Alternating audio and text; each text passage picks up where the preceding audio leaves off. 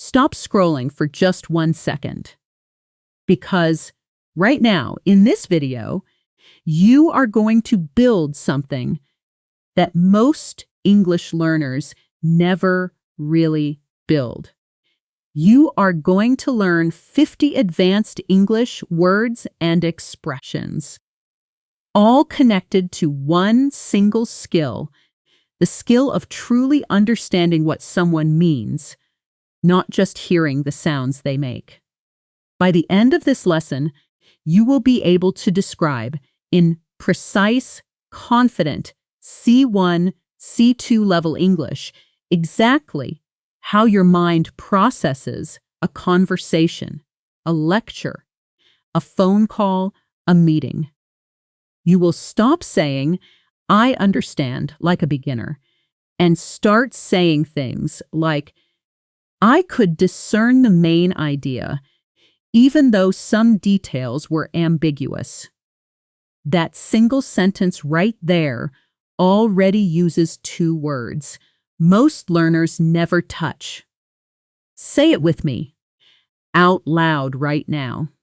I could discern the main idea, even though some details were ambiguous. Good. That is exactly the level we are building today. Let me tell you why this lesson exists. Most vocabulary videos give you a list of 50 words with a Vietnamese or a robotic definition, and you're supposed to just remember them. That almost never works because your brain doesn't store isolated words very well. Your brain stores stories, situations, feelings, sounds. So in this lesson, every single word you learn will arrive inside a real situation. A coffee shop, a job interview, a phone call with a friend, a business meeting, a noisy train station. You will hear the word in context first. Then we will break down its meaning in simple English. Then I will show you exactly which basic word it replaces. Then you will hear it inside a natural conversation. And finally, you will repeat it, shadow it, and use it yourself. This is not memorization. This is absorption. And there's a difference between hearing a word and truly assimilating it into your active vocabulary. Assimilate. Remember that one. We will come back to it soon. Here is something important before we begin. Understanding advanced spoken English is not just about vocabulary. It's about your ear-catching sounds that blend together. Your brain filling in gaps when you miss a word, and your confidence staying calm when you don't understand 100% of what someone said. So, throughout this lesson, I will also stop again and again to train your listening directly. I'll show you how native speakers compress phrases, how stress patterns change meaning, and how to catch the general idea even when the speed is fast. This is a full training system, not just a vocabulary list. Are you ready? Let's begin. Let's start with the first situation. Imagine you're sitting in a small, quiet office with a colleague. She's explaining a new project to you, and halfway through, you realize you didn't catch every single word, but you still understood the main point. In English, we have a beautiful word for that exact experience. Discern.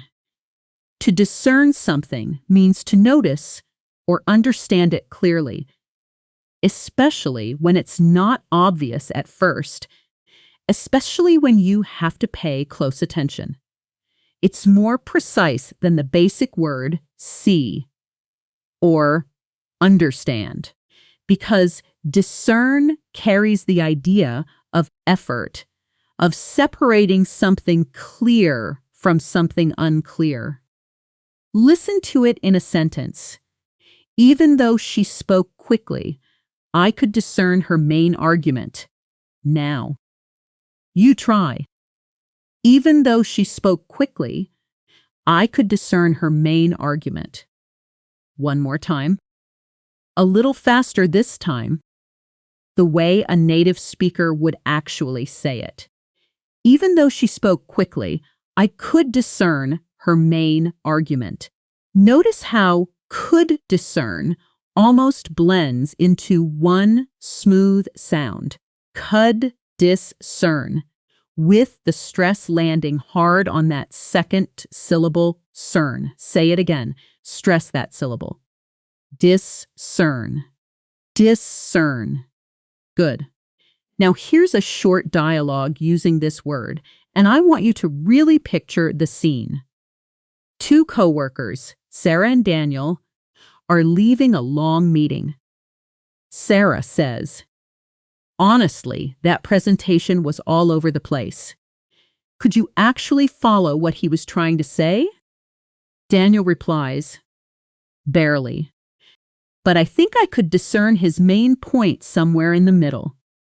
Something about cutting costs next quarter." Sarah says, "Oh, that makes sense. I completely missed that." Daniel adds, "Yeah, you kind of have to read between the lines with him.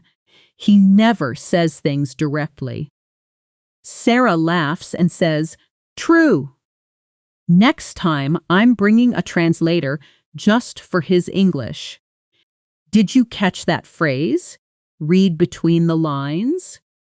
That means to understand a hidden meaning that isn't stated directly. We'll come back to that idea again later because it's central to everything we're doing today. Because moving from hearing words to understanding ideas, let's move to our second word, and it connects perfectly to the first one. Perceive. To perceive something means to become aware of it through your senses, or to interpret it in a certain way mentally. It's a slightly more formal, more precise word than simply notice or think. Listen to the difference. Basic sentence. I think he was nervous. Upgraded sentence. I perceived a certain nervousness in his voice. Do you hear how much more observant, more emotionally intelligent that second sentence sounds? That's the power of precise vocabulary. It doesn't just communicate information. It communicates the depth of your attention. Let's shadow it together. I perceived a certain nervousness in his voice. Say it with me. I perceived a certain nervousness in his voice. Now, faster, the way it would actually sound in real conversation. I perceived a certain nervousness in his voice. Nice work. That's real progress already, and we've only just started. Let's put perceive and discern together in one situation. A phone call between two friends. Emma calls her friend Ryan after a stressful family dinner. Emma says, "So, how did it go with your parents last night?" Ryan replies, "Honestly, I couldn't fully discern what my dad was actually upset about. He kept talking around the topic."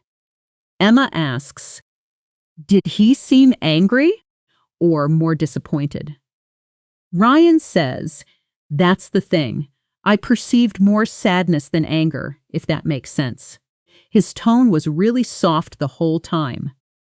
Emma responds, "That's actually kind of sweet, in a strange way." Ryan laughs and says, "Yeah, I guess emotional confusion runs in the family." Now, pause for a second and notice something. In real spoken English, I couldn't often compresses into something that sounds almost like I could. The final T softens or disappears completely before certain sounds. Try it. I couldn't fully discern. I couldn't fully discern. This is connected speech, and if your ear isn't trained for it, sentences like this can feel like a wall of sound. But now that you know the pattern, it becomes music instead of noise. Let's add a third word to our growing collection. Infer. To infer means to reach a conclusion based on evidence and reasoning, rather than from someone stating it directly. This is different from discern, which is about noticing something clearly, and different from perceive, which is about sensing or interpreting something. Infer is specifically about logical conclusion. If your friend cancels dinner 3 times in a row and won't explain why, you might say, I infer that something is going on that she doesn't want to talk about. Let's shadow that sentence together. I infer that something is going on that she doesn't want to talk about. One more time, natural speed. I infer that something is going on that she doesn't want to talk about. Here's a quick role play for you. And this time, I want you to actually participate, not just listen. Imagine you're a detective in a short scene with your partner. I'll play your partner, and I'll pause so you can respond as the detective. Ready? Your partner says, the suspect said he was home all night, but his car wasn't in the driveway.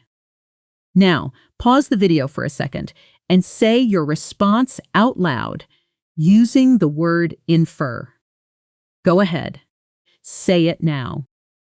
Okay, here's a sample response you could have used. Based on that, I infer he's not telling us the whole truth. Notice the structure. Based on that, I infer. It's a perfect little formula you can use again and again in real conversations, whether you're discussing a mystery show, a business report, or just gossip with a friend about someone's strange behavior. Now let's slow down for a moment and talk about listening technique, because this next part is just as important as the vocabulary itself. When native speakers speak quickly, especially in casual conversation, certain words almost disappear. Function words like to, and, of, have, they get compressed, shortened, sometimes swallowed completely. Listen to this sentence at normal, careful speed. I have to go to the store.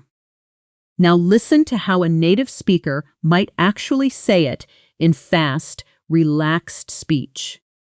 I have to go da store. Did you catch that? Have to became hafta, and to the became almost da. This isn't lazy speech. It's just how the rhythm of English naturally works when people aren't thinking about pronunciation. They're thinking about meaning. Let's practice. Repeat slowly first. I have to go to the store. Now faster. Natural style. I have to go da store. One more time. I have to go da store. This is exactly the gap between reading English and truly hearing English. And closing that gap is what we're doing together today. Let's return to vocabulary with our fourth word, walk. One that describes exactly the opposite of clarity. Ambiguous. Something ambiguous can be understood in more than one way It's unclear, open to multiple interpretations. This word is incredibly useful because so much of real communication, especially in English, involves ambiguity, sarcasm, indirect hints, unclear instructions. Let's hear it in a sentence. My boss gave me such an ambiguous answer. I still don't know if the project got approved or not. Shadow it with me. My boss gave me such an ambiguous answer. I still don't know if the project got approved or not. Notice how such an almost blends into one sound. Suchan. Try that piece alone. Sucha an ambiguous answer. Sucha an ambiguous answer. Good. That connected sound is exactly what makes native speech feel fast and slippery to learners, but now the ear for it. But now you're building the ear for it. Let's build a longer dialogue now, because remember, understanding real conversations means understanding back and forth, not just single sentences. This is a scene between two coworkers, Lily and Marcus, discussing an email from their manager. Lily says, "Did you read the email from Jonathan about the deadline?" Marcus replies, "I did, and honestly, it was so ambiguous. I couldn't tell if he meant Friday this week or Friday next week." Lily says, "Same here. I had to read it 3 times, and I still couldn't discern a clear date." Marcus continues, "Should we just ask him directly? I don't want to infer the wrong thing and submit late." Lily responds, "Good idea. I'll message him now and ask for clarification." Marcus adds, "Perfect, because guessing wrong on this one could be a disaster." Lily laughs and says, "Tell me about it. Ambiguity is fun in poetry, not in project deadlines." Now, here's your turn to switch roles, and this is important, so pay close attention. I'm going to read Lily's lines, and then I want you to respond as Marcus, using your own words, based on what you've learned so far. Ready? Lily says, "Did you read the email from Jonathan about the deadline?" Now pause and respond as Marcus. Try to use the word ambiguous or infer in your answer. Go ahead, say your response out loud right now. Great work if you tried that, even if it wasn't perfect. That struggle, that small mental effort of building a sentence yourself, is exactly what turns passive vocabulary into active vocabulary. That's the entire secret behind fluency, and it's something most language learners skip completely. Let's introduce our 5th word now, and it's one of my personal favorites: elusive. Something elusive is difficult to find, catch, achieve, or, in our context, difficult to understand or pin down. You might say a person's meaning was elusive, or a feeling was elusive, or even that success feels elusive. Listen to this sentence. The exact meaning of his comment stayed elusive even after I asked him twice to clarify it. Let's shadow it together. Slowly first. The exact meaning of his comments stayed elusive, even after I asked him twice to clarify it. Now, a bit faster. The exact meaning of his comments stayed elusive, even after I asked him twice to clarify it. Beautiful. You're building real, sophisticated sentences now, not just memorizing single words in isolation. Let's talk, Clarifau. Clarify for a moment, since it just came up naturally, and it deserves its own quick spotlight because it's one of the most practical words in this entire lesson. To clarify means to make something clearer, less confusing, more precise. It's the perfect word for real life. In meetings, in relationships, in classrooms. Could you clarify what you meant by that?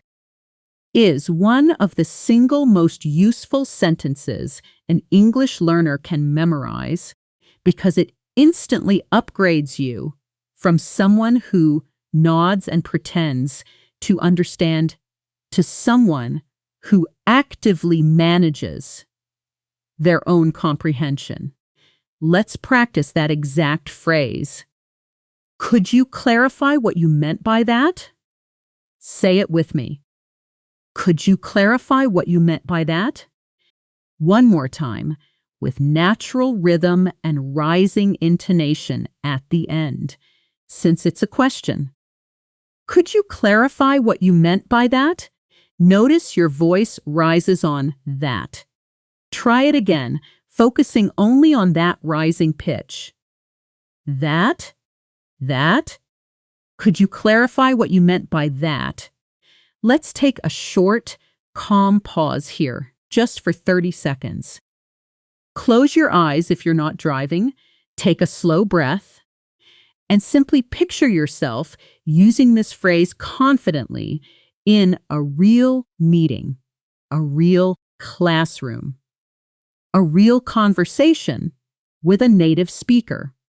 Feel how natural it sounds coming from you. This small mental rehearsal matters more than people realize. It's not wasted time. It's preparation for real fluency. All right, let's continue with more real-life immersion. Let's build a slightly longer conversation now, one with more turns, because remember, real conversations rarely stay at just 2 or 3 lines. Imagine 2 university students, Maya and Tom, studying together in a library before an exam. Maya says, "Honestly, I read this whole chapter twice, and the author's argument still feels elusive to me." Tom replies, "Which part exactly? Maybe I can help." Maya says, "The part about economic theory. He keeps referencing ideas without clearly explaining them." Tom's responds, "Oh yeah, that section was ambiguous for me too at first. But if you look at paragraph 3, I think you can infer his main point from the examples he gives." Maya says, "Okay, let me reread paragraph 3. A moment later, she says, "Oh, actually, now I can discern it a bit better. He's saying that short-term policy often ignores long-term consequences, right?" Tom replies, "Exactly, you got it. See, sometimes you just need someone to help you clarify one small section, and the whole picture becomes clear." Maya laughs and says, "You should be a professor, not a computer science major." Tom says, "Ha, maybe in my next life." Let's pause on listening skill again for a moment. When native speakers ask short confirmation questions like, "Right?" at the end of a sentence, their voice usually rises sharply, almost like a little musical jump upward. Listen again to that piece from the dialogue. He's saying that short-term policy often ignores long-term consequences, right? Notice how right jumps up in pitch. This tiny detail is actually a powerful listening clue. It tells your ear immediately that the speaker is checking on understanding, not stating a new fact, Try saying it yourself with that same rising jump. Right? Right? Right? He's saying that, right? Good. Keep that pitch pattern in your ear. You'll hear it constantly in real conversations. We've covered 5 solid words so far: discern, perceive, infer, ambiguous, and elusive, plus the essential phrase, clarify. That's already a meaningful upgrade to how precisely you can describe understanding and misunderstanding in English. And we've barely started. In the next part of this lesson, we're going to explore words like coherent, nuance, concise, glean, and decipher, along with more real dialogues, more role play moments where you respond out loud, and more detailed listening training on connected speech and sentence stress. We'll also do a full self-practice exercise where you describe your immediate surroundings using your senses. And this exact vocabulary, training your brain to think in English automatically, not just translate. Keep that notebook open. Keep repeating out loud, even if you feel a little awkward talking to your screen, because that awkwardness is exactly where real progress happens. Type 1 now, and let's continue building this together. Let's keep going with our 6th word. And this one is essential for describing anything you read, hear, or even say yourself. Coherent. Something coherent is logical, clear, and easy to follow because all its parts connect well together. The opposite of coherent would be confusing, disorganized, scattered.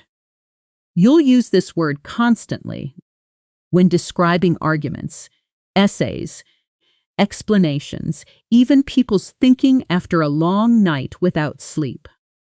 Listen to it in a sentence. After 3 cups of coffee, he finally gave a coherent explanation of what actually happened at the meeting. Let's shadow that together. Slowly first. After 3 cups of coffee, he finally gave a coherent explanation of what actually happened at the meeting. Now, natural speed. After 3 cups of coffee, he finally gave a coherent explanation of what actually happened at the meeting. Notice the stress falls heavily on the 2nd syllable, coherent. Say just that word, isolating the stress. Coherent. Coherent. Good. Let's put coherent into a real dialogue, this time between a manager and an employee after a stressful product launch. The manager, Diane, says, "How did the client call go this morning?" Her employee, Josh, replies, "Rough, honestly. I tried to explain the delay, but I don't think my explanation was very coherent. I was still half asleep." Diane says, "Did they seem upset?" Josh responds, "It was hard to discern their tone through the ambiguous email they sent afterward. Could have been annoyance. Could have been patience." Diane says, "All right, let's clarify everything in writing this time, so there's no room for misunderstanding." Josh replies, "Good idea. I'll draft something coherent and send it to you before lunch." Diane adds, "Perfect. And Josh, maybe have a 4th coffee first. Now here's a role play moment for you. I'll play Diane again, and you respond as Josh, but this time later in the conversation." Diane asks, Did the client understand the new timeline once you clarified it? Pause the video now and answer as Josh. Try to use the word coherent or infer somewhere in your response. Go ahead, say it out loud. Nice work if you gave that a try. Even a short, imperfect sentence spoken out loud trains your mouth and your brain far more than silently reading ever could. Let's move to word number 7, and this one adds real sophistication to your speaking. Nuance. A nuance is a small, subtle difference in meaning, tone, feeling, or expression. Something delicate that isn't obvious at first glance, but matters a lot once you notice it. When you say someone misses the nuance of a joke or a comment, you mean they understood the surface meaning but missed the subtle, emotional layer underneath. Listen to this sentence.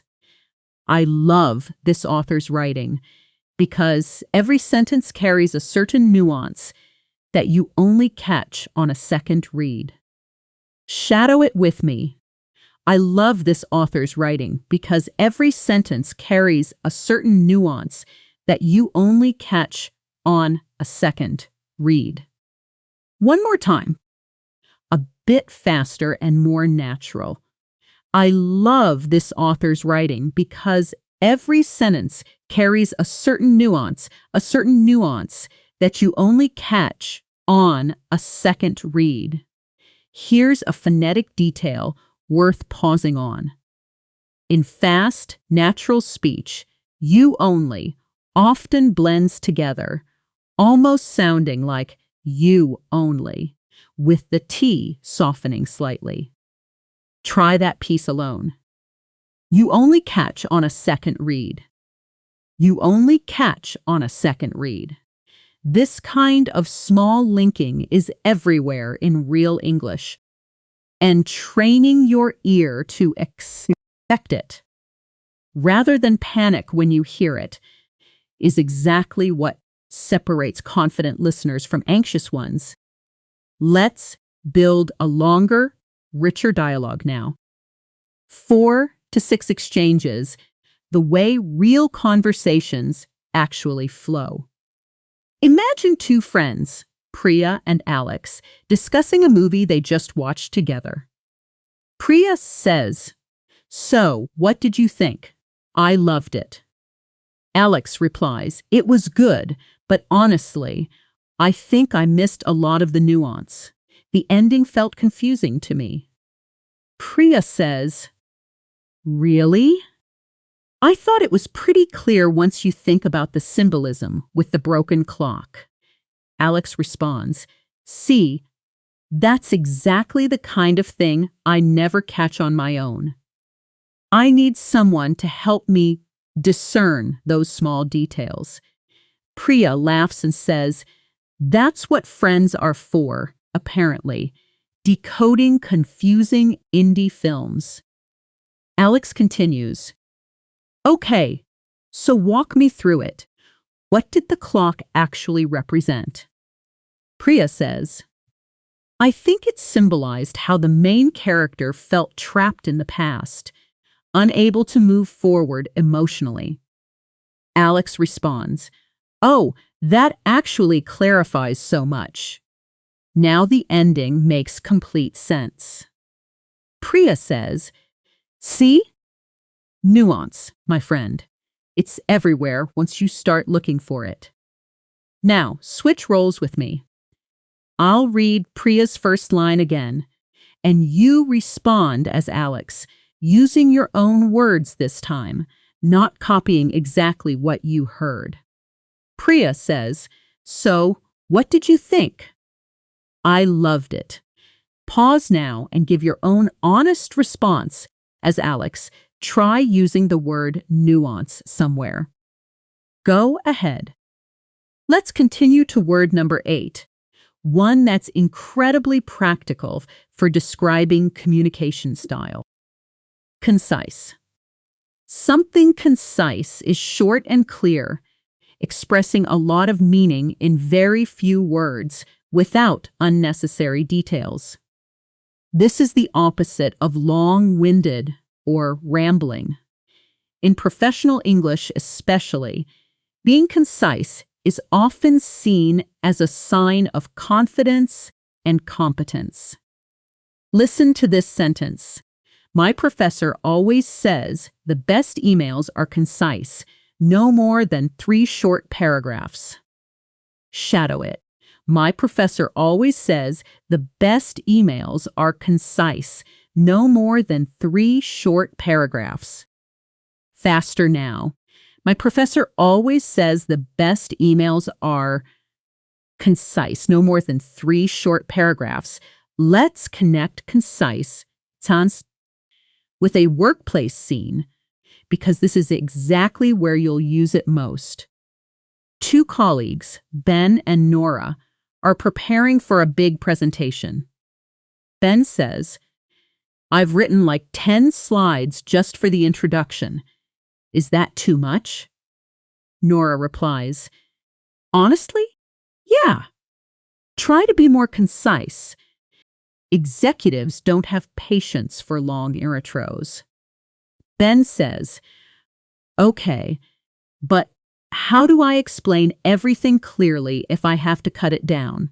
Nora responds, "Focus on the core idea first, then add detail only if someone asks a question. A concise start actually makes your whole message feel more coherent." Ben says, "That makes sense. I guess I was trying to sound thorough, but it probably just sounded confusing and ambiguous instead." Nora replies, "Exactly. Less can genuinely be more, especially in a 10-minute meeting." Let's slow down for a listening and pronunciation moment now, because this next skill is one of the most valuable in the entire lesson: shadowing. True shadowing means listening to a sentence and repeating it back almost instantly at nearly the same speeds. Smart. Speed, without translating it in your head first. It's different from simple repeat after me practice. Because the goal isn't perfect accuracy, it's rhythm, flow, and instinct. Let's practice real shadowing right now.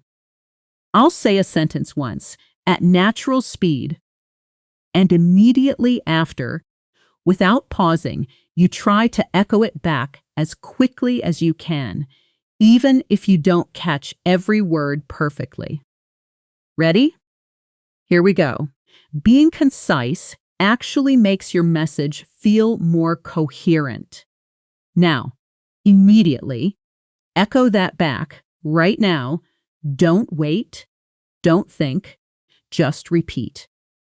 Being concise actually makes your message feel more coherent.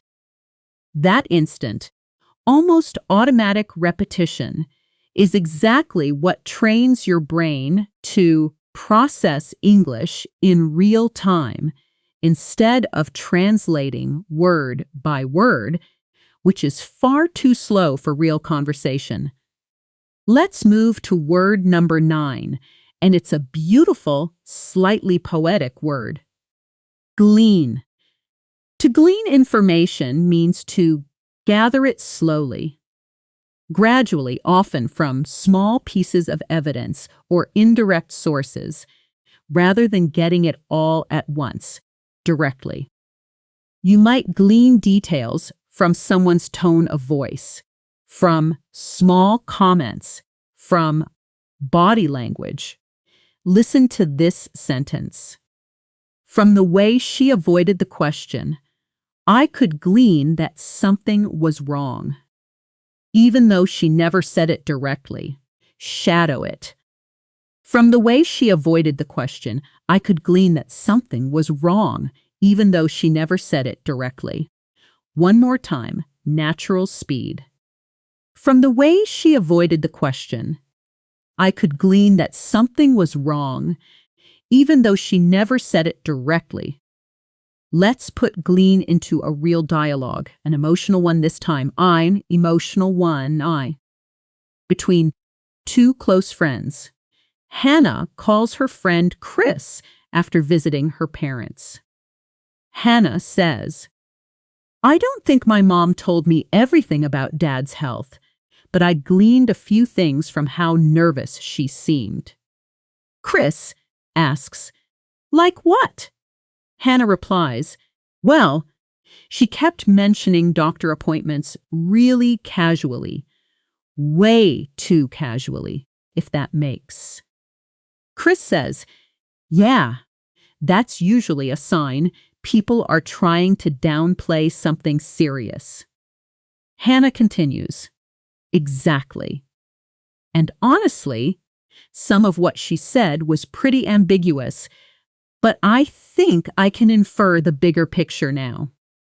Chris responds gently, do you want to talk about it, or do you need some time first? Hannah says, actually, just talking it through with you already helped me feel less anxious. Thank you. Chris replies, anytime. That's literally what I'm here for. Notice how naturally these emotional, real conversations use exactly the same advanced vocabulary. We've been practicing discern, infer, ambiguous, glean, clarify. This is not academic vocabulary locked away in books. This is how emotionally intelligent, articulate native speakers actually talk about understanding each other in daily life. Let's continue with word number 10. Decipher.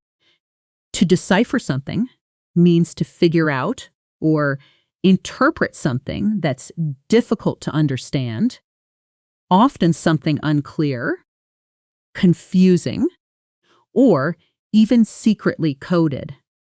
You can decipher someone's handwriting, decipher an old text message with a hidden meaning, or decipher a confusing situation. Listen. It took me 20 minutes to decipher what he actually meant by that vague text message. Shadow it with me. It took me 20 minutes to decipher what he actually meant by that vague text message. Faster now. It took me 20 minutes to decipher what he actually meant by that vague text message. Here's a quick role-play scene using decipher. Imagine you and a friend are trying to understand a strange, oddly worded message from a coworker. I'll read the first line, and you respond using decipher somewhere in your reply. Here's the message your friend received. Hey, don't worry about tomorrow. I think it's handled, mostly. Now pause the video and respond out loud as if you're the confused friend receiving this text, using the word decipher. Go ahead. Say your response now. Let's take another short listening pause here, focused specifically on catching the general idea when speech moves quickly rather than every single word. This is a critical survival skill because in real life, you will not understand 100% of every fast conversation, even at an advanced conversation. Even at an advanced level. And that's completely normal, even for native speakers listening to unfamiliar accents. Listen to this slightly fast sentence, just once, and don't worry if you miss small words. Yeah, so basically what happened was the whole thing kind of fell apart last minute and nobody really knew who to blame. Did you catch the general idea, even if some small words blurred together? The key idea is simply, Something went wrong suddenly, and no one knew who was responsible. When you're in a real conversation, and this happens, the best strategy isn't to panic or ask for a full repeat. It's to respond naturally to the general meaning, using simple confirming phrases like, "Oh no, that sounds messy," or "Wait." So nobody knew whose fault it was. These responses keep the conversation flowing naturally, while your brain quietly catches up on the remaining details. Let's introduce word number 11 now. Apprehend. In this context, apprehend doesn't mean to arrest someone. Its everyday meaning is to understand or grasp something mentally. It's especially something complex. It's a slightly formal, intellectual word, often used when discussing ideas, concepts, or situations that require real mental effort. Listen, it took several rereadings before I could fully apprehend the complexity of his argument. Shadow it. It took several rereadings before I could fully apprehend the complexity of his argument. One more time. It took several rereadings before I could fully apprehend the complexity of his argument. Let's introduce word number 12. Closely related. Cognizant. To be cognizant of something means to be fully aware of it, consciously recognizing its existence or importance. You often hear this word in professional or academic contexts. Listen, as a manager, you need to be cognizant of how your tone affects your team's morale, even in short emails. Shadow it. As a manager, you need to be cognizant of how your tone affects your team's morale, even in short emails. Faster.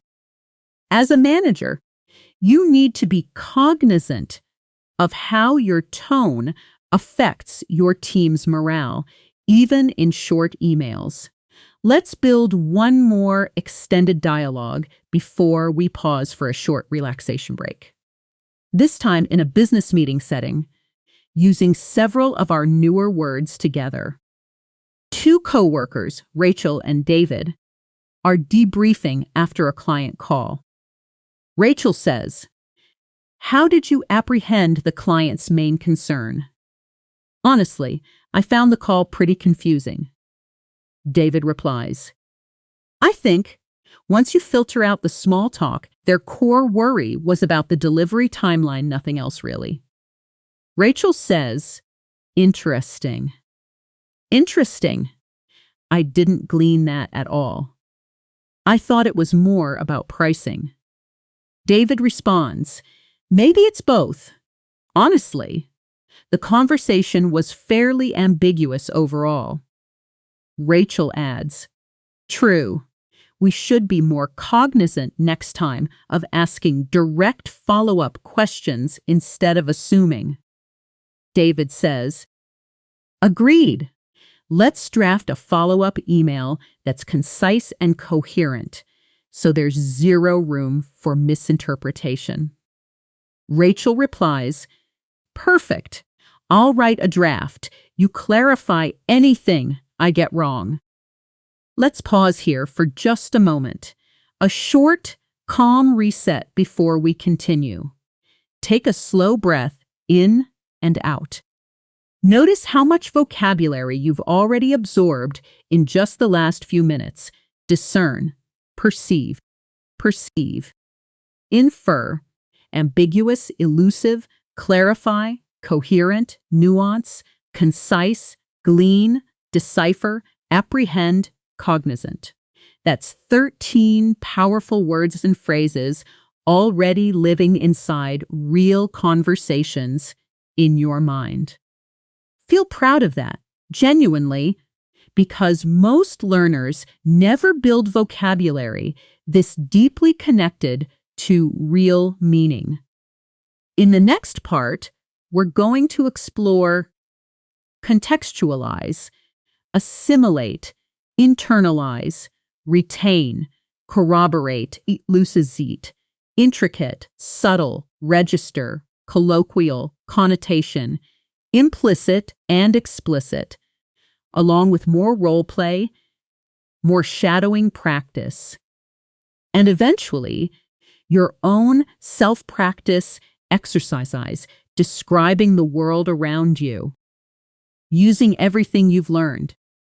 Keep your voice active, keep speaking out loud, and when you're ready, type 1 to continue. Let's continue right where we left off. Moving into word number 14. One that's essential for understanding how meaning depends on situation. Contextualize. To contextualize something means to place it within its proper situation or background, so it makes more sense, rather than judging it in isolation.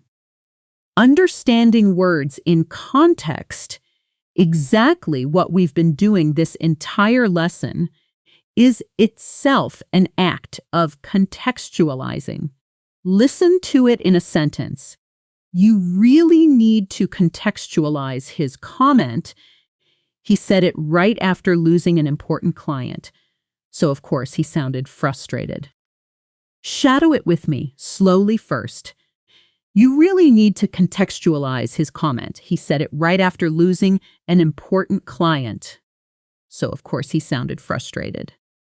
Now, natural speed.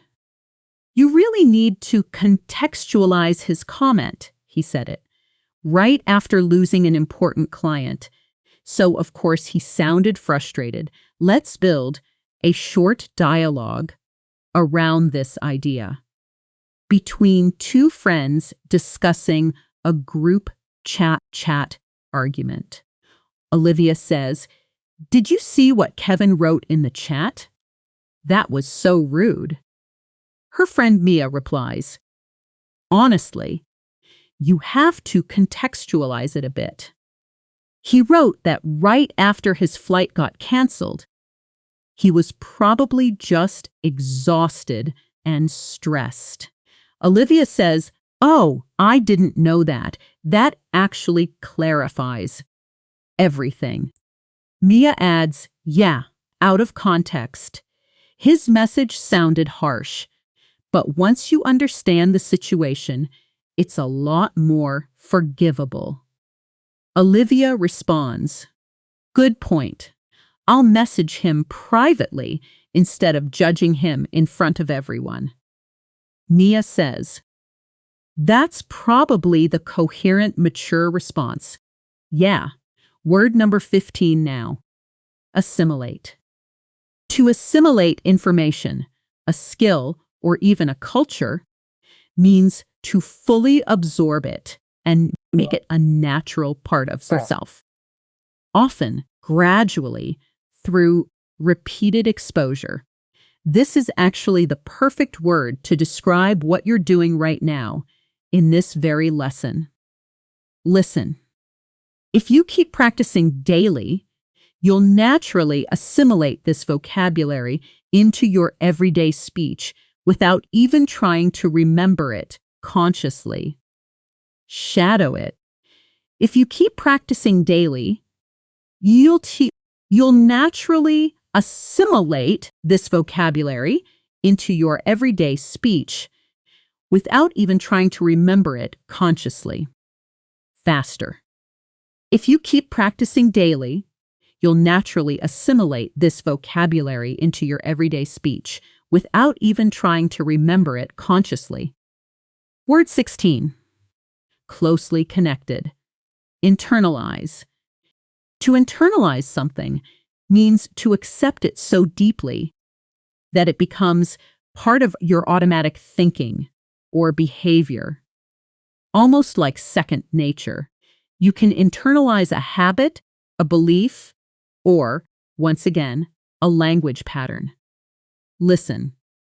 After months of shadowing practice, you'll internalize these sentence rhythms so completely, you won't even need to think about them anymore.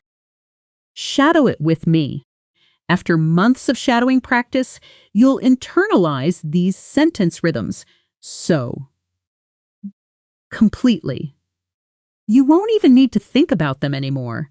One more time, natural pace. After months of shadowing practice, you'll internalize these sentence rhythms so completely, you won't even need to think about them anymore. Let's pause here for a quick phonetic detail because it connects perfectly to what we just practiced. Notice how won't even often blends together in fast speech, almost sounding like want even. Try that isolated piece. You won't even need to think about it. You won't even need to think about it. This kind of smooth linking between words is one of the biggest reasons advanced learners still struggle with native speech, not because they don't know the words, but because their ear expects each word to sound separate and clean, when in reality, spoken English flows together like connected train cars, not isolated boxes. Word 17 now, an incredibly practical one. Retain. To retain information means to keep it in your memory over time, to not forget it. This word appears constantly in academic and professional English. Listen, it's not enough to just study vocabulary once. You have to review it regularly if you actually want to retain it long term. Shadow it. It's not enough to just study vocabulary once. You have to review it regularly if you actually want to retain it long term. Faster. It's not enough to just study vocabulary once. You have to review it regularly if you actually want to retain it long term. Let's build a longer 6-line dialogue now, connecting several of our recent words, this time in a university classroom. Setting between a student and a professor. The student, Leo, says, "Professor, I read the whole chapter 3 times, but I still feel like I didn't retain much of it." The professor replies, "That's actually really common. Reading passively doesn't always help you assimilate new ideas. Have you tried explaining it out loud to someone else?" Leo responds, "No, I haven't tried that." The professor continues, "Try it. When you explain a concept in your own words, you're forced to actually contextualize and internalize it, not just recognize the words on a page." Leo says, "That makes sense. I think I've just been passively rereading instead of actively engaging." The professor adds, "Exactly. Passive review rarely leads to long-term understanding. Active use does." Leo replies, "Okay, I'll try explaining today's material to my roommate tonight, even if he has zero interest in economics." The professor laughs and says, "Perfect, that's exactly the right instinct." Now here's your turn to switch roles again.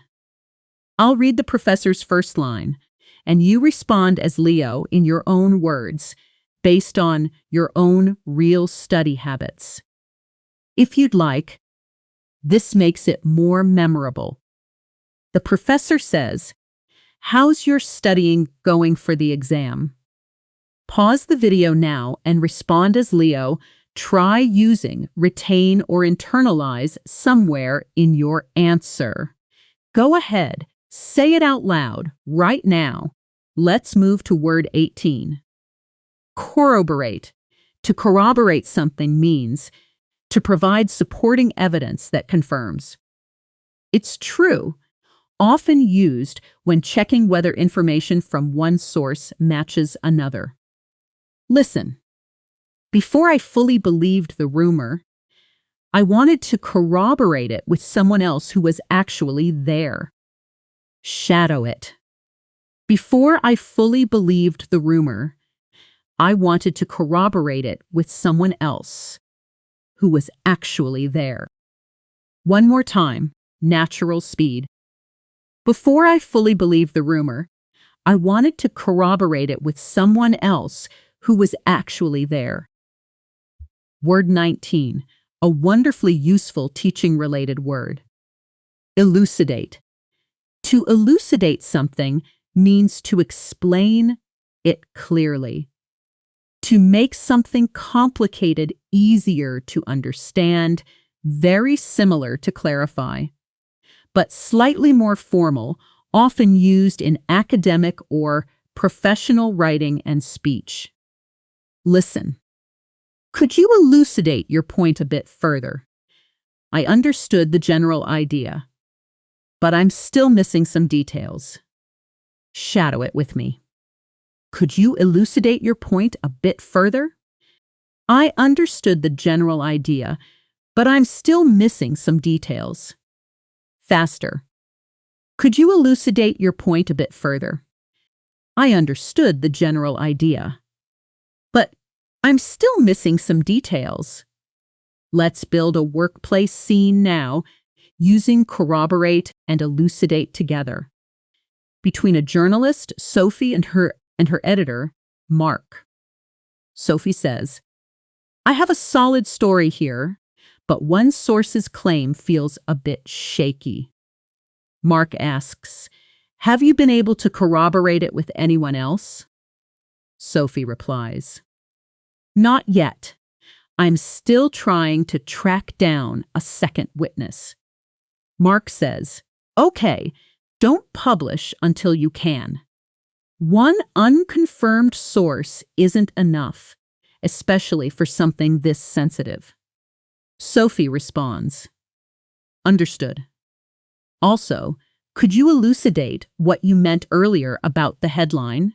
I wasn't totally clear on the direction you wanted. Mark says, sure, let's sit down for 5 minutes. I'll walk you through exactly what I'm imagining. Sophie replies, perfect. That'll definitely help me write something more coherent and precise. Let's take a short shadowing burst here. 3 fast sentences in a row. Echo each one back immediately at full speed right after you hear it. Don't wait, don't translate. Just react instantly. Ready? 1. I need to corroborate this before I say anything publicly. Now, immediately echo it back. I need to corroborate this before I say anything publicly. 2. Could you elucidate that last point one more time? Echo it now. Could you elucidate that last point one more time? 3. I completely internalized that lesson after my first big mistake at work. Echo it now. I completely internalized that lesson after my first big mistake at work. Excellent work.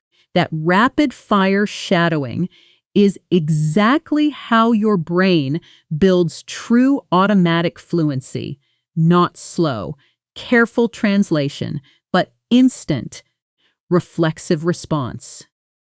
Word 20 now, one of the most elegant words in this entire lesson. Intricate. Something intricate is highly detailed, complex, made up of many small, carefully connected parts.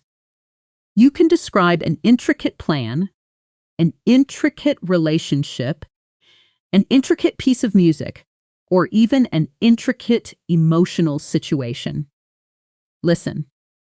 Their family history is honestly pretty intricate, full of secrets that only make sense once you know the full story.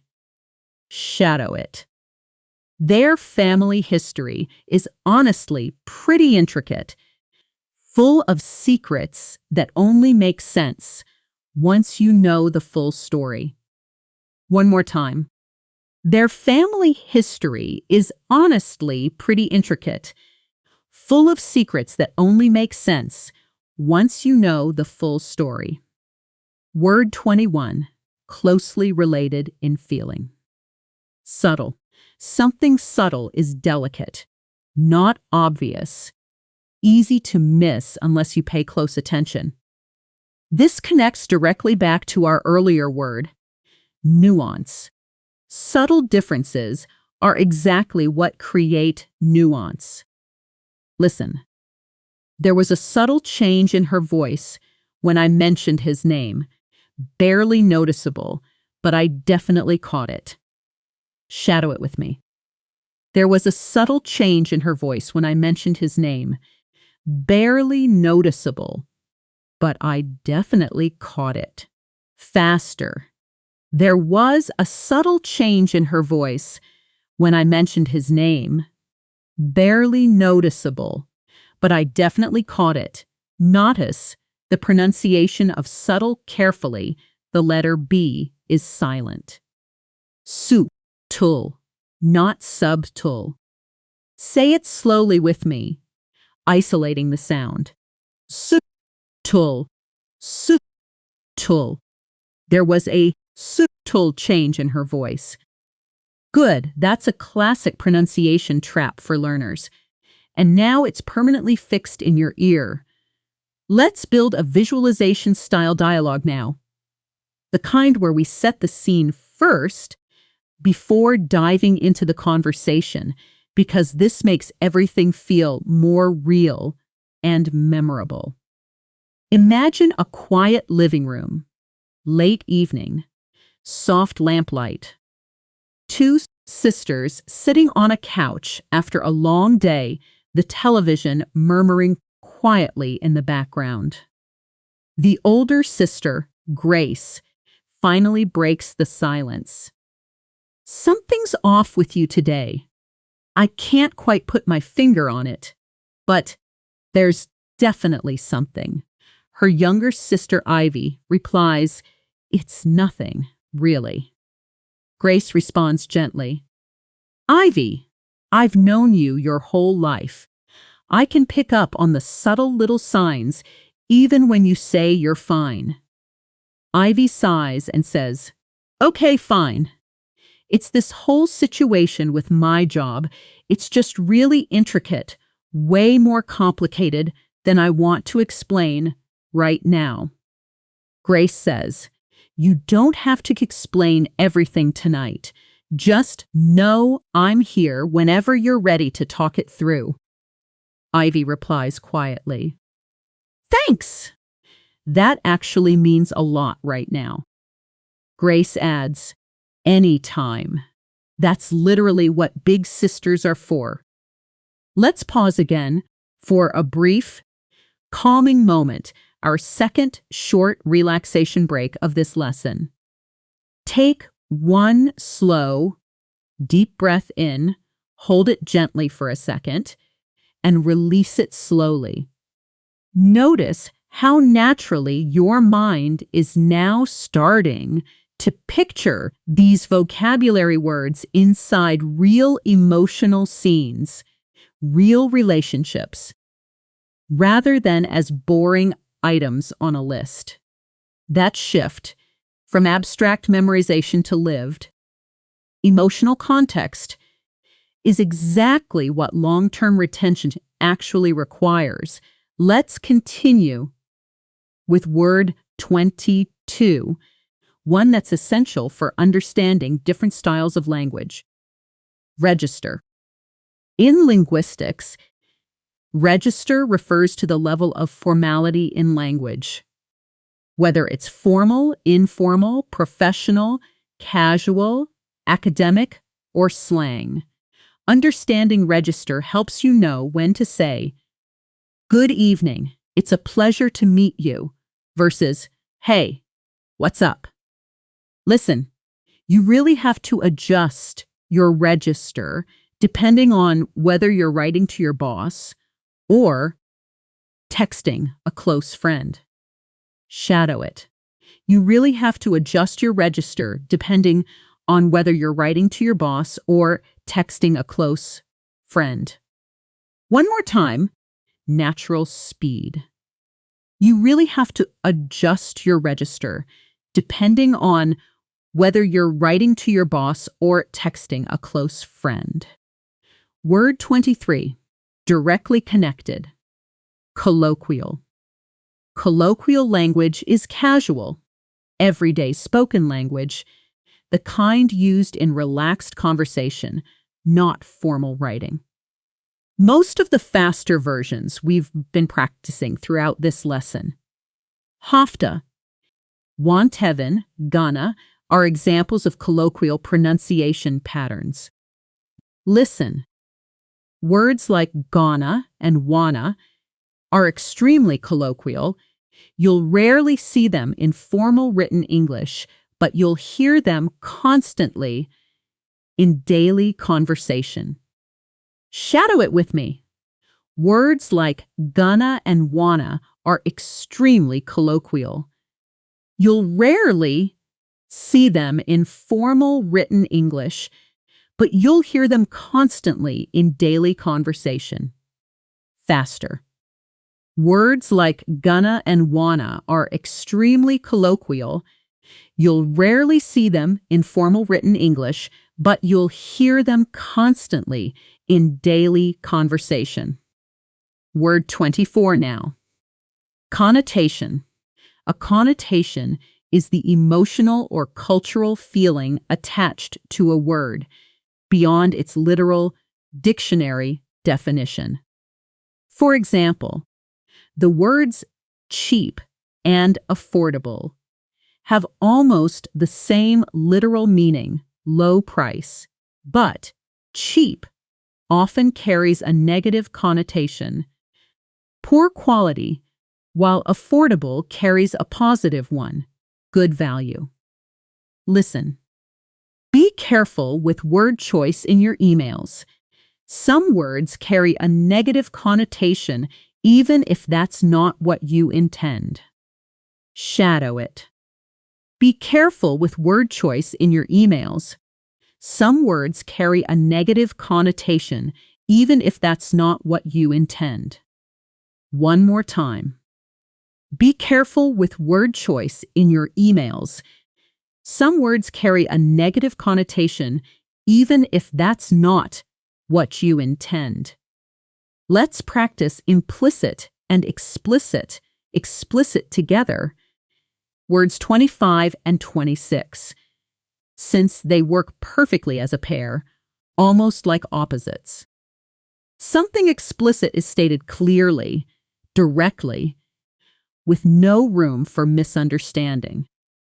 Something implicit is suggested indirectly, understood without being stated outright, connected closely to our earlier idea, reading between the lines.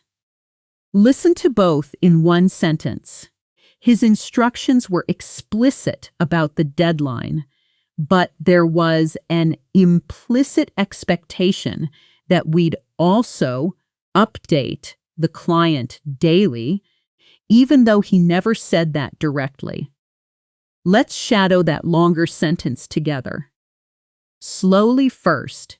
His instructions were explicit about the deadline, but there was an implicit expectation that we'd also update the client daily, even though he never said that directly. Now at natural speed. His instructions were explicit about the deadline, but there was an implicit expectation that we'd also update the client daily, even though he never said that directly. Let's build one more workplace dialogue here. Using register colloquial, connotation, implicit and explicit together between two coworkers preparing an important client email. Anna says, "Should this email sound formal, or can I keep it a bit casual? We've worked with this client for years." Her coworker, Felix, replies, "I'd stay fairly formal. At least keep the register professional, even if the relationship feels friendly." Anna asks, "What about starting with 'Hey team' instead of 'Dear team'? Is that too colloquial?" Felix responds, "Honestly, yeah, I'd avoid that. It has a slightly too relaxed connotation for an official update." Anna says, "Got it. Should I be explicit about the new pricing or just imply it and let them ask?" Felix replies, "Definitely be explicit. Don't leave anything implicit here. Pricing confusion always creates problems later." Anna adds, "Good call. I'll rewrite the draft now, clearer and slightly more formal." Felix says, "Perfect. Send it my way once you're done. I'll give it one more read before it goes out." We've now built an incredible collection of 26 advanced words and phrases, all connected to this single powerful theme, moving from simply hearing words to genuinely understanding ideas. Discern, perceive, infer, ambiguous, elusive, clarify, coherent. Nuance, concise, glean, decipher, apprehend, cognizant, contextualize, assimilate, internalize, retain, corroborate, elucidate, intricate, subtle, register, colloquial, connotation, implicit, and explicit. In our next part, we're going to shift gears slightly and focus more heavily on connected speech rhythm and natural reductions alongside new vocabulary like eloquent, lucid, garbled, tangential, redundant, succinct, candid, rapport, and discrepancy. We'll also do your full self-practice exercise, describing your immediate environment using your senses. And this exact vocabulary, followed eventually by our fluency round and final call to action. Keep speaking out loud. Keep that energy up. You're doing genuinely excellent work right now. When you're ready, type 1 to continue. Let's continue with word 27, one that instantly makes any speaker sound impressive. Eloquent. Someone eloquent speaks or writes in a way that's fluent, persuasive, beautifully clear, and effective. You can be eloquent in a speech, in a written argument, or even in a simple conversation if your words flow smoothly and convincingly. Listen. Her toast at the wedding was so eloquent, half the room was in tears by the end. Shadow it with me. Her toast at the wedding was so eloquent, half the room was in tears by the end. One more time, natural speed. Her toast at the wedding was so eloquent, half the room was in tears by the end. Word 28, closely related. Lucid. Something lucid is extremely clear. Easy to understand, especially when explaining something that could otherwise be confusing. You'll often hear it describing writing, explanations, or even someone's mental clarity. Listen. Even though the topic was complex, his explanation was incredibly lucid. I understood everything on the first listen. Shadow it. Even though the topic was complex, his explanation was incredibly lucid. I understood everything on the first listen. Faster. Even though the topic was complex, his explanation was incredibly lucid. I understood everything on the first listen. Now, the opposite of both of these. Word 29. Garbled. Speech or a message that's garbled is confused, unclear, distorted, often because of bad audio quality, mumbling, or poor communication. Listen. The phone connection was terrible. His whole sentence came through completely garbled. I only caught 2 or 3 words. Shadow it with me. The phone connection was terrible. His whole sentence came through completely garbled. I only caught 2 or 3 words. One more time. The phone connection was terrible. His whole sentence came through completely garbled. I only caught 2 or 3 words. Let's build a short dialogue using eloquent, lucid, and garbled together. A scene between 2 students after a guest lecture.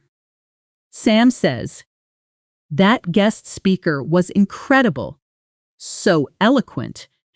I actually understood the entire economic theory by the end."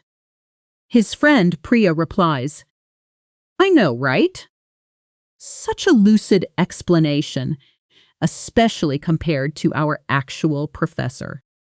Sam laughs and says, "Don't even get me started."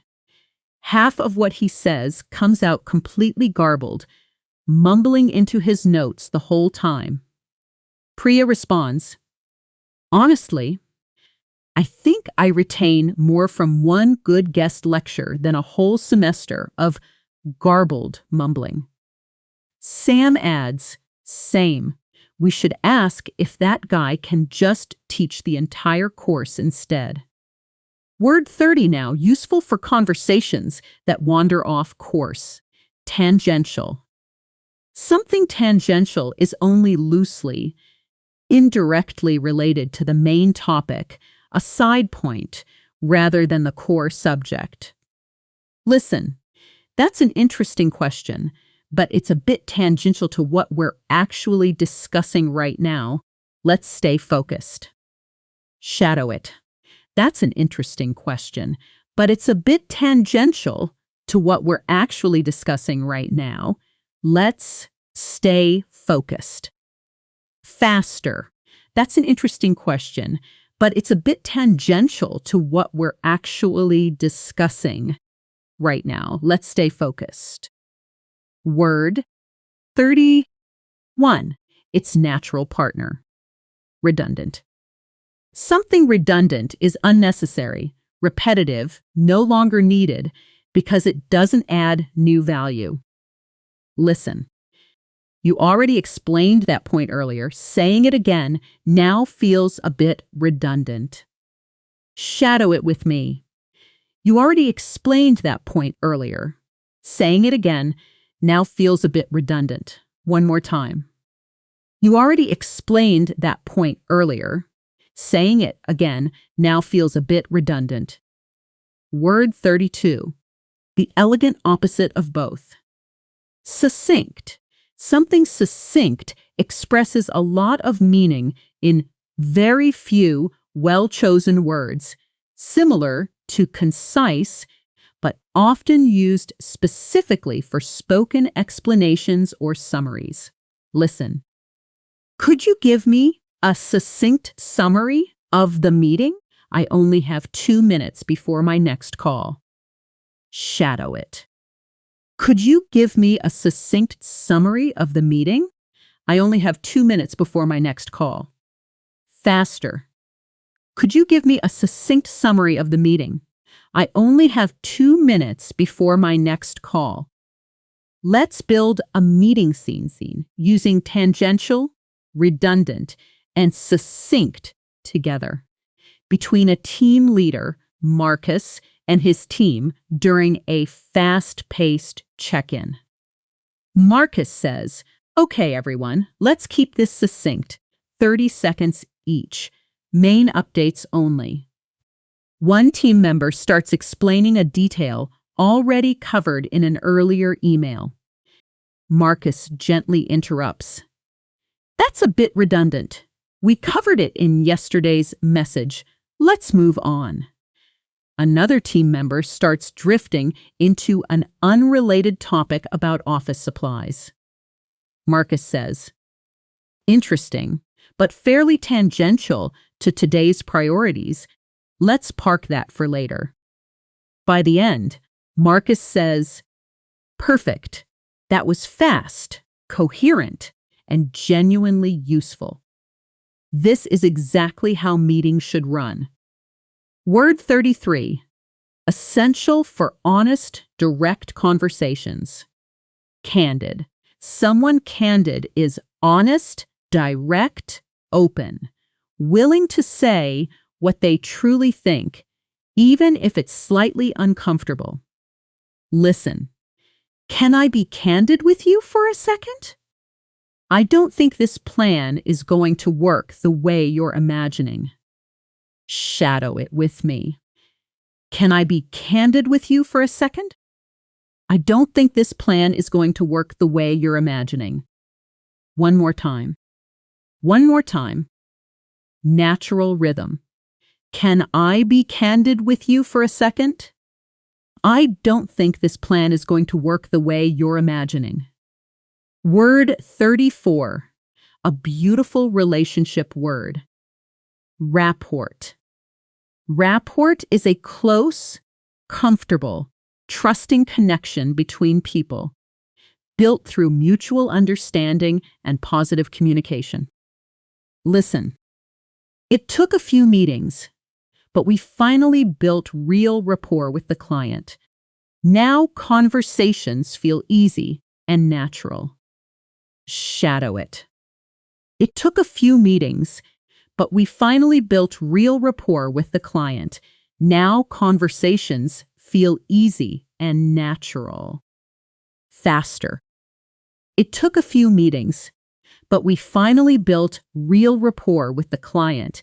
Now conversations feel easy and natural. Word 35. Essential for spotting problems. Discrepancy.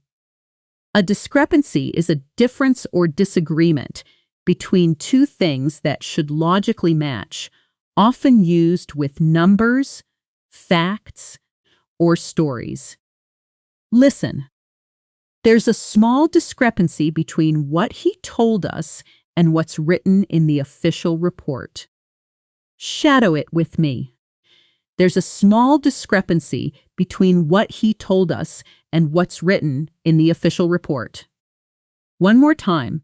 There's a small discrepancy between what he told us and what's written in the official report. Let's add 3 final practical words before our self-practice exercise. Word 36. Paraphrase, meaning to restate something in your own different words, while keeping the same meaning. Listen. Instead of quoting him directly, I decided to paraphrase his main idea in simpler language. Shadow it. Instead of quoting him directly, I decided to paraphrase his main idea in simpler language. Word 37. Verbatim, meaning exactly word for word, with no changes at all. Listen, I wrote down what she said verbatim, so there'd be no confusion later about her exact wording. Shadow it. I wrote down what she said verbatim, so there'd be no confusion later about her exact wording. Word 38. Articulate, used as both an adjective meaning fluent and clear, and a verb meaning to express clearly. Listen. She's incredibly articulate.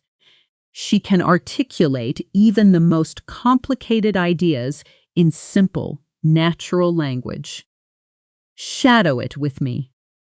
She's incredibly articulate. She can articulate even the most complicated ideas in simple, natural language. Let's build one final visualization. Visualization-style dialogue, using several of these newest words together.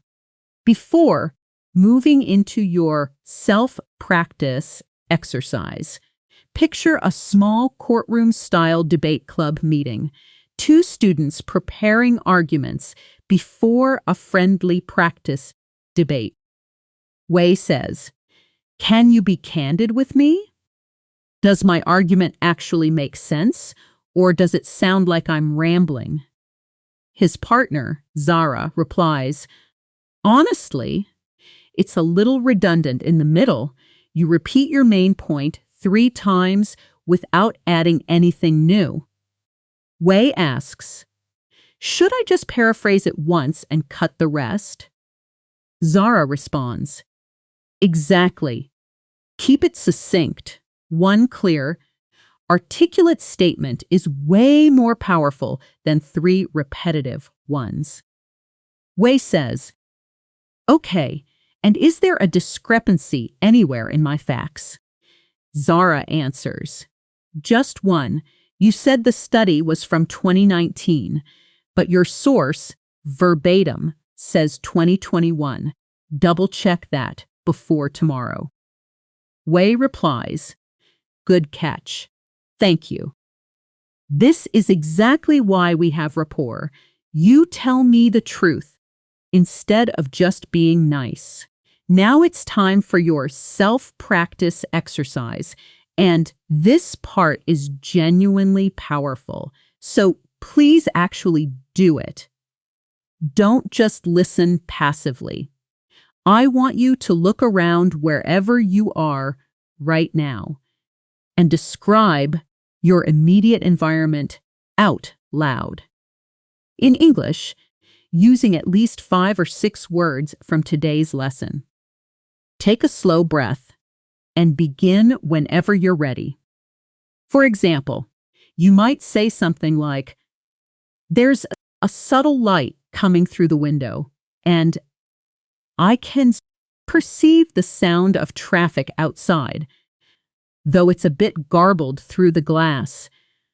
My notes are fairly concise, but I want to make them more coherent before my exam." Now, pause the video and try your own version, describing exactly what's around you right now. Your room, your desk, the sounds you hear, the feelings you notice. Speak slowly first, then try it again a little faster. Go ahead, pause now, and speak. Wonderful work if you actually did that. Genuinely, that single spoken exercise just did more for your fluency than an hour of silent reading ever could. Because you weren't translating, you were thinking directly in English, using precise C1, C2 vocabulary to describe your real, immediate reality. Now, let's finish with our fluency round. A fast-paced, energetic review of everything we've covered today. I'm going to say each word quickly, one after another, and I want you to say it right back to me instantly. No pausing, no thinking, pure reflex. Ready? Here we go. Discern, perceive, infer, ambiguous, elusive, clarify, coherent, nuance, concise, glean, decipher, apprehend, cognizant, contextualize, assimilate, internalize, retain, corroborate, elucidate, intricate, subtle, register, colloquial, connotation, implicit, explicit, eloquent, lucid, garbled, tangential, redundant, succinct, candid, report, discrepancy, paraphrase, verbatim. Articulate. Feel that rhythm. Feel how much more natural these words feel now compared to when we started this lesson. That's real progress, earned through active practice, not passive listening. Before you go, here's your specific, concrete action for today, not a vague like and subscribe, but something that actually matters for your fluency. In the comments below, write one full sentence. In English, using at least 2 words from today's lesson, describing something real, a conversation you had recently, a misunderstanding you experienced, anything true from your own life. This single act, producing your own original sentence, does more for your long-term memory than rewatching this video 5 times. I'll be reading through the comments, and I'd genuinely love to see what you create. If today's lesson helped you move from simply hearing English to truly understanding it, make sure you're subscribed to Natural Word English, because every single video here follows this exact system. Real vocabulary, real context, real listening training. Never just a boring list of words to memorize. Keep speaking out loud, even when no one's watching, especially when no one's watching, because that's exactly where fluency quietly grows. I'll see you in the next lesson. And until then, keep listening closely and keep understanding deeply.